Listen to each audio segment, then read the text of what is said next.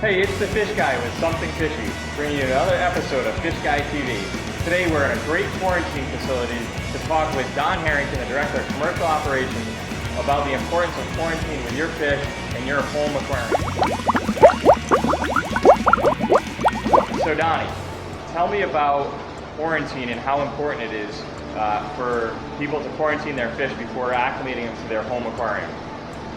Quarantine is very important for fish because they can come in with possible diseases and parasites that can affect your other fish that go into your aquarium. So making sure that your fish go through a proper quarantine, whether that's a separate quarantine tank at your home, or you're having the fish store where you're buying your fish quarantined, they're doing the processes to quarantine the animals there. So I know we manage large aquariums and small ones, but to the average person at home, our customer that has say a 55-gallon saltwater tank, tell me, what does quarantine really mean, and what are some of the things they should be doing?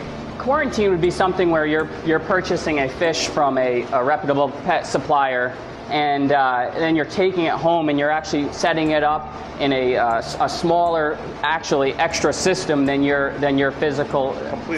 Completely separate from your 55-gallon tank.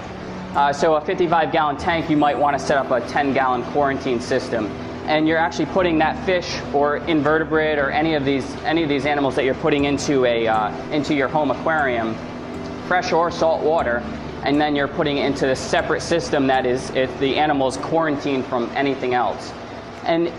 And then you have to follow some quarantine standards, whether that might be your 7 days or 30 days of quarantine. It could be an observational quarantine where you're just bringing the animal in to acclimate to a system, and you're just watching it observationally through your methods. Okay, so just to review, if I have a 55-gallon tank at home and I go to the store, preferably an aquatic specialty store, that has seemingly healthy fish, no visible spots, stresses, or diseases, and is eating, I bring that home, I might put that in a quarantine tank all but on its own and just observe them for 7 to 10 days or so, and if everything's good, then I can acclimate them to my tank.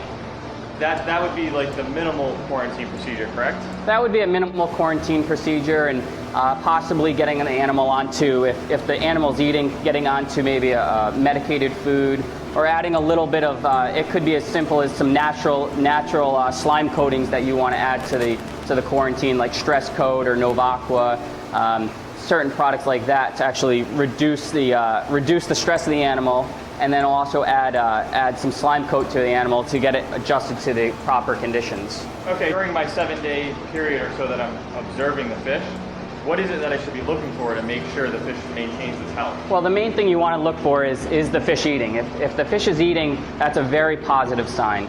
The other thing you want to look for is coloration in the fish. Any stress levels, generally stress in a fish allows the animal to discolor, so it'll get blotchiness, or if there's a bright red fish, it could go to a pink pale fish. Those are telltale signs that there could be stress or something in the environment that's bugging the animal. The other thing is eye color. Just like you and I, we want really clear eyes. So looking at the overall eye of the animal is going to tell you a lot about how the animal's health is. And then obviously, if we see any problems with that, there are medications that we should consult with our store for to make sure that. Yeah, you want to consult with a reputable store to make sure that you're treating with the right medications.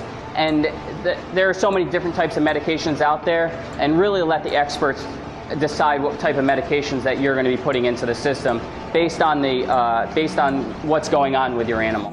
So, and then it's also true that in addition to quarantining fish coming into your system, if you have a healthy system, but for whatever reason a fish gets sick, if you have a quarantine tank, you could, if possible, take that fish from your display and put it into the quarantine and follow very similar procedures, correct? Absolutely. It's always nice if you have the ability to take an animal that you may not feel is doing the right behaviors or is having some of these symptoms. You physically want to try to take that animal out, give it its own little space, and then whether it's observational or a medical quarantine, you want to do the same procedures. Excellent. So, and then it's also true that in addition to quarantining fish coming into your system, if you have a healthy system, but for whatever reason a fish gets sick, if you have a quarantine tank, you could, if possible, to take that fish from your display and put it into the quarantine and follow very similar procedures, correct? Absolutely. It's always nice if you have the ability to take an animal that you may not feel is doing the right behaviors or is having some of these symptoms. You physically want to try to take that animal out, give it its own little space, and then whether it's observation or a medical quarantine, you want to do the same procedures. Excellent. So if I'm not going to do a quarantine tank, I have a small tank at home, and I just don't want to go through that exercise, what can I do to really make sure that I don't have any problems with my tank, or I can minimize them, but not go to the extent of quarantine? Well, that's what you want to do. Is it's sometimes not cost effective to have another little system that could be a separate quarantine from your large tank or a medium-sized tank. So really what you want to do, if you're going to take an animal from a pet store and put it into your fish tank at home, you really want to make sure that the fish store, aquatic specialty stores has a really good understanding of good quarantine. So realistically, what you want to do is when you go into the fish store, you want to make sure the animal's eating. You want to know how long the animal's been in their facility, and you want to know if they've been treating as simple as whether it's freshwater baths or saltwater dips, depending on freshwater or saltwater. So overall, the animal's healthy, good coloration. The animal is eating. It's eating, several times a day. It's not a picky eater. And then also the coloration in the eyes, you really want to make sure they're nice, clear, really good glassy color. Great. So just to wrap up, in front of us is a stingray that's under our care.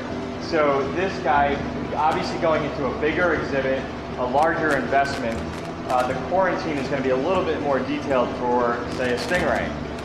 This process could take 30 days or greater, correct? Yeah, absolutely. These are bat rays from California, found in kelp forests. These animals would be quarantined anywhere between 30 and 60 days. Everything from medicated foods to medicated baths. So in conclusion, what I'm hearing is your quarantine procedure is really going to be based on the investment you have in your aquarium and how particular you are about the animals that are under your care. So quarantine is absolutely the best way to go. And in short of quarantine, you want to make sure that your purchases are being made from a reputable retailer that's providing you healthy fish that are eating well and free of any parasites, spots, or diseases or funguses, have clear eyes, and are active within the system. Yeah, and that will eliminate a lot of these little issues. So buying from the proper source is really going to save you a lot of time and money in the future. Awesome. That's great. Well, lots of great tips today on the quarantine procedure. Donnie, thanks very much for helping out and being part of Fish Guy TV.